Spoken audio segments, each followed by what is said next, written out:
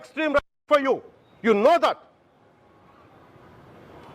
మీరు secularism is all it is not way. హిందువుల మీద దాడినప్పుడు వచ్చి మాట్లాడడం తప్పను.